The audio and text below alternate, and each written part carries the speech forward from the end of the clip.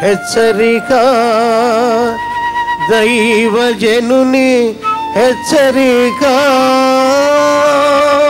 కొన్ని సమయాల్లో మన జీవితాల్లో కూడా మనకు సహాయకులుగా ఉండాల్సిన వాళ్ళే మనకు విరోధులు అయిపోతారు, లేక మనకి సహాయం చెయ్యరు, మనకు ముఖం తిప్పుకుంటారు, మనల్ని పట్టించుకోరు.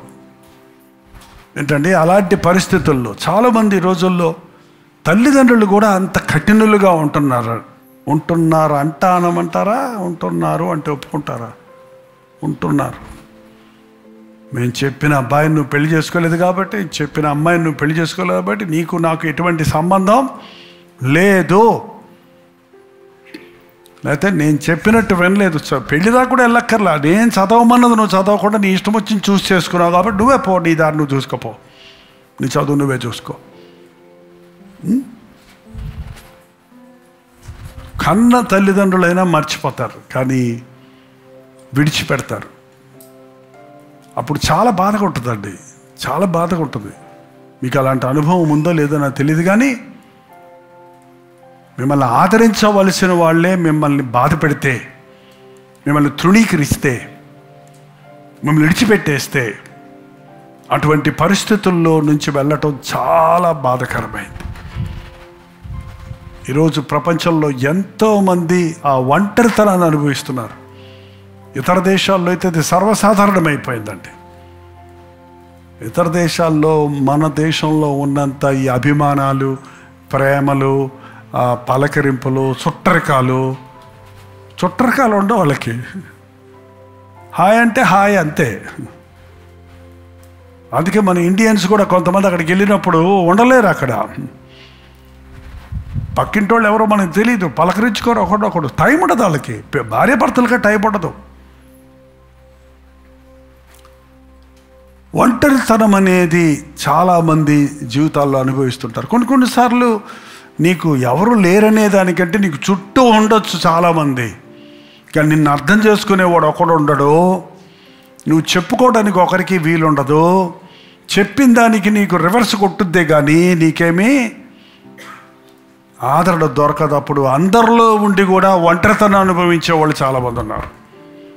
అందరూ ఉండి కూడా ఎవరు లేని దానికంటే ఘోరమైన స్థితిని అనుభవించేవారు ఉన్నారు. ఇది మానవ పరిస్థితి.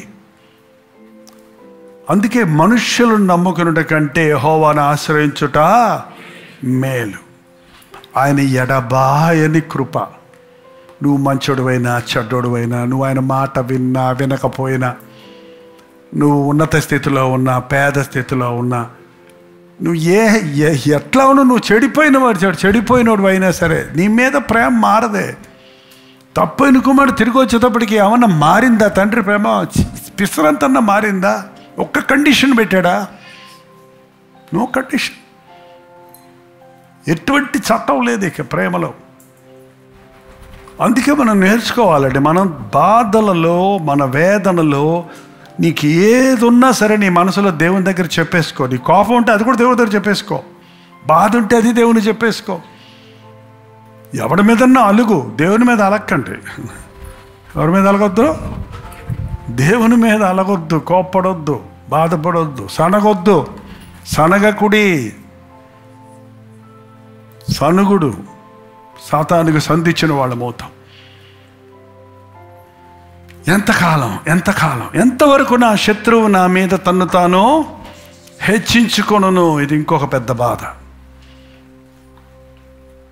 నేను దేవుని బిడ్డని, నేను దేవుని సంబంధిని, దేవుడు నాకు తోడున్నాడు అంటున్నాను. వాడెవడో వచ్చి పనికి మనోడు వచ్చి నన్ను నా మీద హెచ్చించుకుంటాడు ఏంటాడు? అడే ఎందుకో పడికేదన్నాడు వచ్చి రాజును చీపే అంటున్నాడు. చూడండి దావీదు ఒకసారి, నరహంతకుడా, దుర్మార్గుడా, చీపే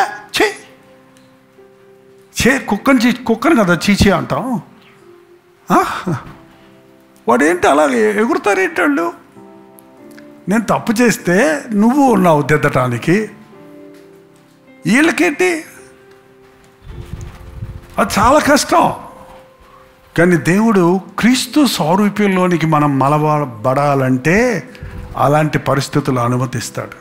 అది అర్థం చేసుకున్న దావీదు ఏమన్నాడు? ఆ పరిస్థితుల్లో జ్ఞాపకం ఉందా? నన్ను ఇవ్వయ్యా, ఒక మాట నేను చంపేస్తానని అన్నాడు. పక్కనోడికి రోషం వచ్చి, అని ఆ దేవుడు అనుమతిస్తే కానీ ఎవడు నన్ను ఏమంటాడు? ఎంత మంచి మనసు అండి. ఎవడు తిట్టినా మనం ఏమనుకోవాలంట? తిట్టినోడి మీద పళ్ళు కొరకొద్దు. ఏంటండి తిట్టని?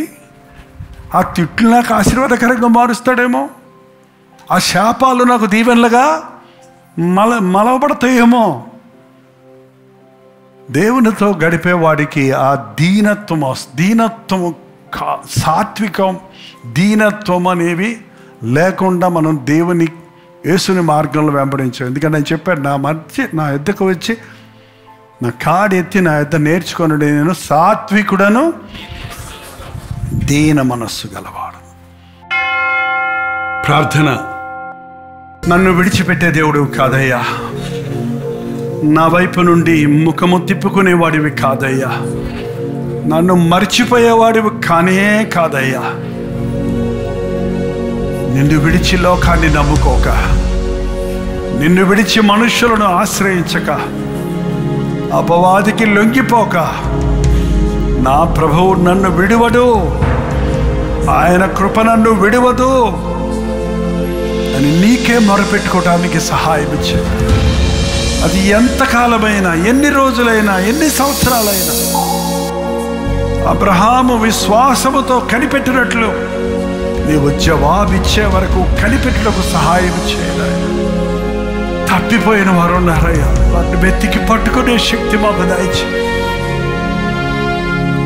నీ కంచెకు బయటికి పోయి సమస్యల్లో పడి చిక్కుల్లో పడిన వారు ఉన్నారు, మందలోకి చేర్చయ్యా. నేనైతే నా ప్రభువునందు నమ్మికొంచున్నానన్న ఒకే మాటతో నీ మీదనే మా దృష్టి ఉంచి నీ మహోపకారముల గురించి సాక్ష్యమిచ్చు వారిగా చేసుకునమని యేసు క్రీస్తు నామములో అడుగుచున్నాను తండ్రి.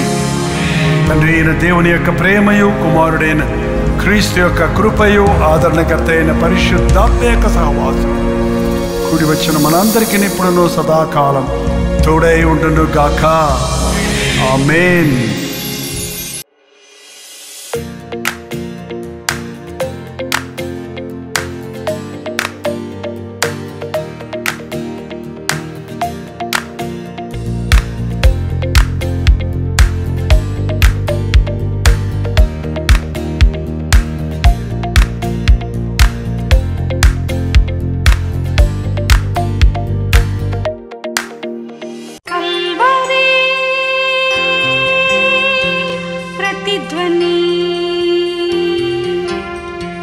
కల్వరి